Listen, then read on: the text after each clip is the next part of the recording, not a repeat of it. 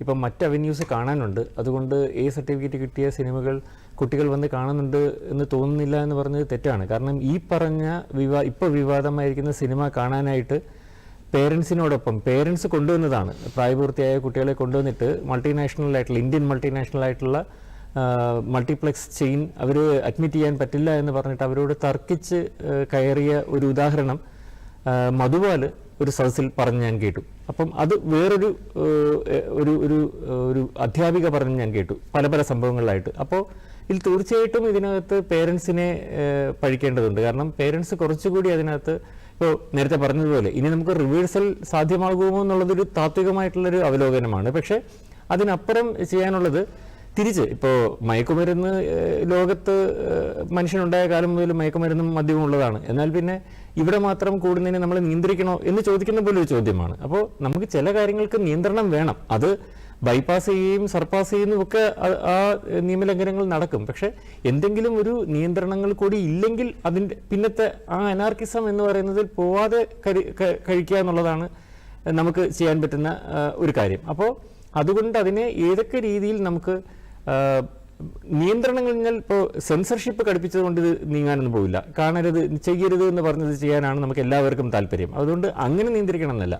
ഇപ്പോൾ നേരത്തെ ഞാൻ പറഞ്ഞതുപോലെ നമുക്ക് ഇതിനേക്കാൾ വയലൻ്റ് ആയിട്ടുള്ള സിനിമ കാണിക്കാം. മലയാളത്തിൽ തന്നെ ഞാൻ ഈ അടുത്ത കാലത്ത് ഒരു വയലൻസ് പോലും കാണിക്കാതെ വളരെ വയലൻ്റ് ആയിട്ടുള്ളൊരു സിനിമ കണ്ടു.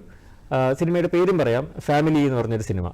അത് ഏറ്റവും ഡൊമസ്റ്റിക് വയലൻസിനെ കുറിച്ച് ഇത്രയും ഓവർ സ്റ്റേറ്റഡ് ആയിട്ടുള്ള ഒരു സിനിമ, അല്ലെങ്കിൽ അണ്ടർ സ്റ്റേറ്റഡ് ആയിട്ട് കാണിച്ചൊരു സിനിമ ഞാൻ ഈ അടുത്ത കാലത്ത് കണ്ടിട്ടില്ല. പക്ഷെ അതിനകത്ത് ഒരൊറ്റ വയലൻസ് സീൻ പോലും ഇല്ല.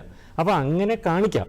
അപ്പോൾ നമുക്ക് കമ്മ്യൂണിക്കേഷനാണ്, നിങ്ങൾക്ക് എത്തിക്കാനാണ്. പിന്നെ ഇപ്പോൾ നേരത്തെ പറഞ്ഞതുപോലെ ഓൾറെഡി ഒരു സ്റ്റാൻഡേർഡ് ഉണ്ടാക്കി വെച്ചു, ഫാമിലി വന്നു, ഇതിങ്ങനെ മാറിപ്പോയി. ഈ ഫാമിലി വന്നു എന്ന് പറഞ്ഞത് ഒരു ക്രിയേറ്റർ കൊണ്ടുവന്നത് കൊണ്ടാണ് ഫാമിലി എന്ന് പറഞ്ഞൊരു ആനിമൽ എന്ന് പറഞ്ഞ സിനിമ വന്നത്. അതും ഒരു ക്രിയേറ്റർ ഉണ്ടാക്കിയതാണ്. അയാൾ തീരുമാനിക്കുകയാണ് ആനിമൽ എന്ന് പറഞ്ഞ അതേ ആശയം അങ്ങനെയല്ല കമ്മ്യൂണിക്കേറ്റ് ചെയ്യാൻ പറ്റുന്നതെന്ന് അയാൾക്ക് ചിന്തിക്കാവുന്നതേ ഉള്ളൂ. അപ്പോൾ ഇതെല്ലാം ഇപ്പോൾ വർഷങ്ങൾക്ക് മുമ്പ് നമ്മുടെ ജനപ്രിയ സാഹിത്യം, നമ്മുടെ ലിറ്ററസി മൂവ്മെന്റിന് വരെ പ്രോത്സാഹനമായിട്ടുള്ള നമ്മുടെ ജനപ്രിയ സാഹിത്യത്തെക്കുറിച്ച് വന്നിട്ടുള്ള ഏറ്റവും വലിയ വിമർശനം ഇതുപോലെ തന്നെയായിരുന്നു. ഒന്ന് കമ്പയർ ചെയ്താൽ മതി.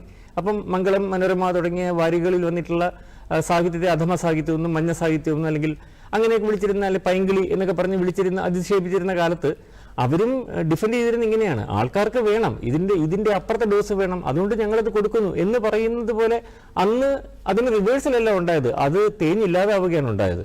അപ്പോൾ അങ്ങനെ നമുക്കൊരു ഒരു സൊസൈറ്റി ആവശ്യപ്പെടുന്ന എന്തും അതേ തോതിൽ കൊടുക്കാമെന്നല്ല.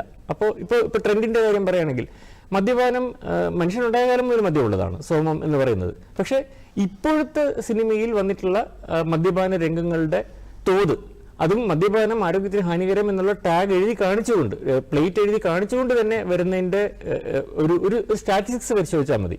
അതുപോലെ കേരളത്തിന്റെ മദ്യ ഉപഭോഗത്തിൽ വന്നിട്ടുള്ള വ്യത്യാസവും ഒന്ന് പരിശോധിച്ചാൽ മതി, യുവജനങ്ങൾക്കിടയിൽ മദ്യത്തിന്റെ സ്വാധീനം. അപ്പം തീർച്ചയായിട്ടും സൊസൈറ്റിയിൽ സംഭവിക്കുന്നതാണ് സിനിമയിൽ വരുന്നത്. പക്ഷെ സിനിമ കാണിക്കുമ്പോൾ, സിനിമ അതിനെ ഗ്ലോറിഫൈ ചെയ്യുമ്പോൾ അത് അനുകരിക്കാനുള്ള ട്രെൻഡ്, അനുകരിക്കാനുള്ള ത്വര, അനുകരിക്കാനുള്ള പ്രോത്സാഹനം, പ്രേരണ, അത് കുറച്ചധികം സൊസൈറ്റിയിലേക്ക് പകരുന്നുണ്ട്.